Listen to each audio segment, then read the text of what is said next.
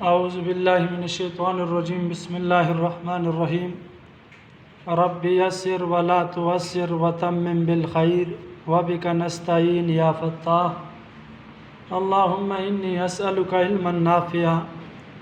عزیز طلباء، السلام علیکم ورحمۃ اللہ وبرکاتہ۔ عزیز طلباء، آج کا سبق اس کا آغاز کرنے سے پہلے میں آپ سے چند سوالات کروں گا۔ پیارے بچوں، میرا پہلا سوال آپ سے یہ ہے کہ ہم دن کے اندر رب کے حضور کتنی دفعہ نماز ادا کرتے ہیں؟ تو عزیز طلباء، ہم دن کے اندر 5 اوقات میں اپنے رب کے حضور سجدہ کرتے ہیں، اپنے رب کے ہاں نماز ادا کرتے ہیں۔ عزیز طلباء، دوسرا سوال میرا یہ ہے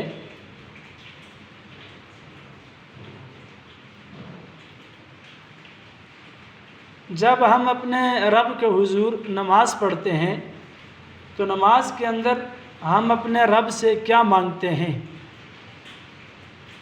عزیز طلباء، نماز کے اندر ہم اپنے رب سے دعا مانگتے ہیں، اپنے رب کو پکارتے ہیں۔ تو آج کے ہمارے سبق کا جو عنوان ہے وہ دعا ہے۔ عزیز طلباء، سب سے پہلے ہم یہ دیکھیں گے کہ دعا کے معنی کیا ہیں اور دعا کا مفہوم کیا ہے۔ تو پیارے بچوں، دعا کا معنی ہے، دعا عربی زبان میں پکارنے اور مانگنے کو کہتے ہیں۔ عربی زبان کے اندر دعا کے کیا معنی ہے؟ پکارنا، مانگنا، یعنی اپنے رب کو پکارنا اور اپنے رب سے مانگنا، رب کے ساتھ تعلق جوڑنا۔ اس کے بعد ہے دعا کا مفہوم۔ تو عزیز طلباء، شریعت کی اصطلاح میں دعا اس اچھی آرزو کا نام ہے جو اللہ تعالیٰ سے مانگی جائے۔ تو دعا کا مفہوم کیا ہوا؟ دعا وہ اچھی آرزو ہے، وہ اچھی تمنا ہے جو بندہ اپنے رب سے مانگتا ہے، اپنے رب کو پکارتا ہے، اپنے رب کے سامنے اپنی حاجات پیش کرتا ہے، اپنی مشکلیں جو ہے اپنے رب کے سامنے رکھتا ہے اور اپنے رب سے مانگتا ہے، پکارتا ہے۔ یہ کیا ہے؟ دعا کا مفہوم۔ اس کے بعد تیسرے نمبر پہ ہمارے پاس دعا کی اہمیت۔ تو عزیز طلباء، اسلام میں دعا کی اہمیت بہت زیادہ ہے۔ دعا کو بہترین عبادت کہا گیا اور مسلمانوں کو خصوصی طور پر اللہ تعالیٰ سے دعا مانگنے کی تاکید کی گئی۔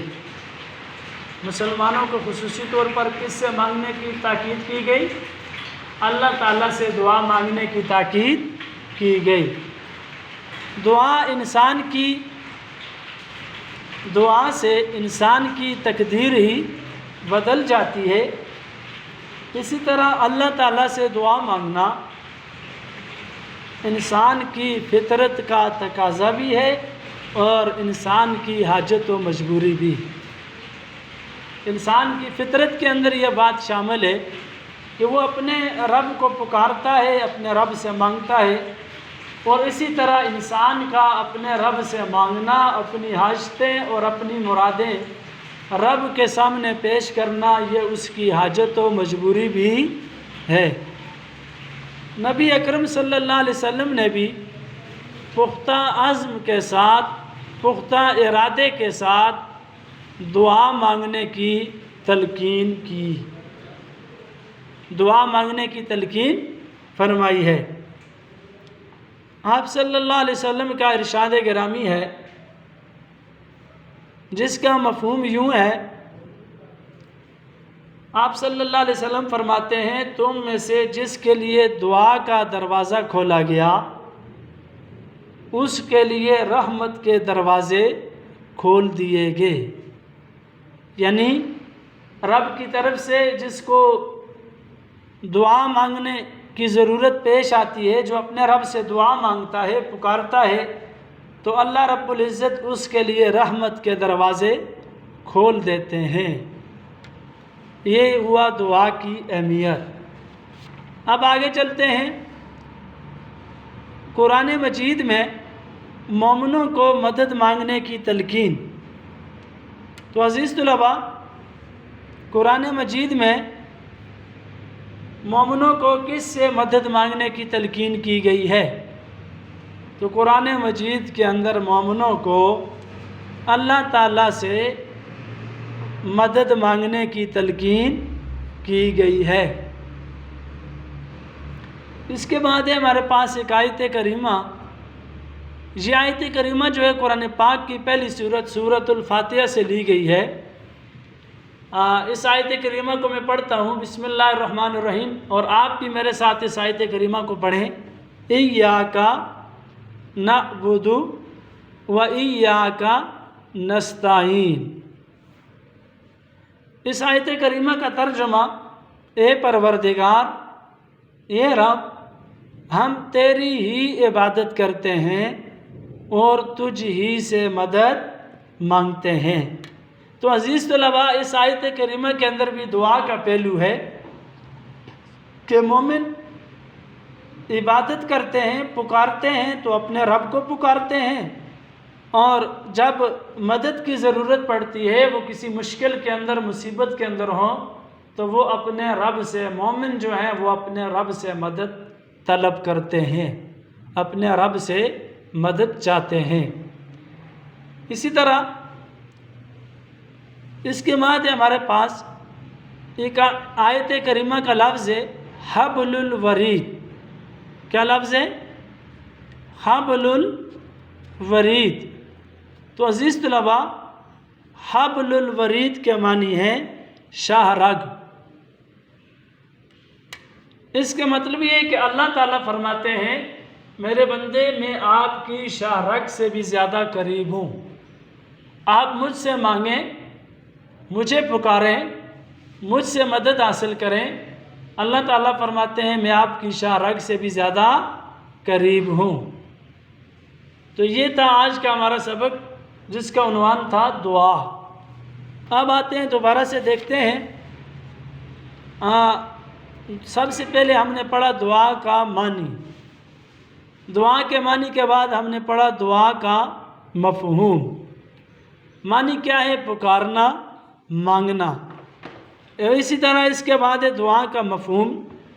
مفہوم یہ ہے کہ دعا اس اچھی آرزو کا نام ہے جو اللہ تعالیٰ سے مانگی جائے۔ تیسرے نمبر پہ ہم نے پڑھا دعا کی اہمیت۔ دعا کی اہمیت۔ تو عزیز طلباء، اسلام میں دعا کی اہمیت بہت زیادہ ہے۔ دعا کو بہترین عبادت کہا گیا، اور مسلمانوں کو خصوصی طور پر رب سے مدد مانگنے کی تاکید کی گئی۔ دعا انسان کی تقدیر، دعا سے انسان کی تقدیر ہی بدل جاتی ہے۔ اللہ تعالیٰ سے دعا مانگنا انسان کی فطرت کا تقاضا بھی ہے اور حاجت و مجبوری بھی۔ آپ صلی اللہ علیہ وسلم کا ارشاد ہے اسی سلسلے میں، جس کا مفہوم یوں ہے، نبی علیہ السلام فرماتے ہیں، جس کے لیے دعا کا دروازہ کھولا گیا، اس کے لیے رحمت کے دروازے کھول دیے گئے۔ اس کے بعد ہم نے پڑھا قرآن مجید میں مومنوں کو مدد مانگنے کی تلقین۔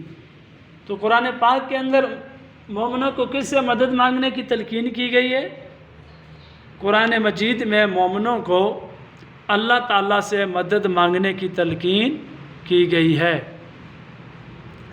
اس کے بعد یہ آیت کریمہ ہے، سورۃ الفاتحہ کی آیت ہے، قرآن پاک کی پہلی سورت کی، ایاک نعبد و ایاک نستعین۔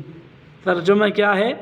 اے رب، تیری ہی عبادت کرتے ہیں، ہم تیری ہی عبادت کرتے ہیں اور تجھ ہی سے مدد مانگتے ہیں۔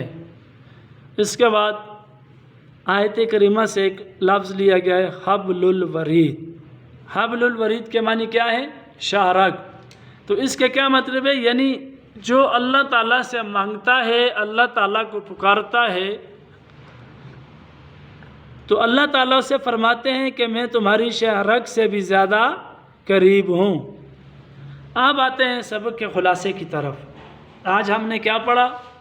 تو عزیز طلباء، سبق کا خلاصے میں یہ ہے، ہم نے نمبر 1 پڑھا دعا کا معنی، اس کے بعد ہم نے پڑھا دعا کا مفہوم، اور تیسرے نمبر پہ ہم نے پڑھا دعا کی اہمیت، چوتھے نمبر پہ دعا کے متعلق آپ صلی اللہ علیہ وسلم کا ارشاد، اور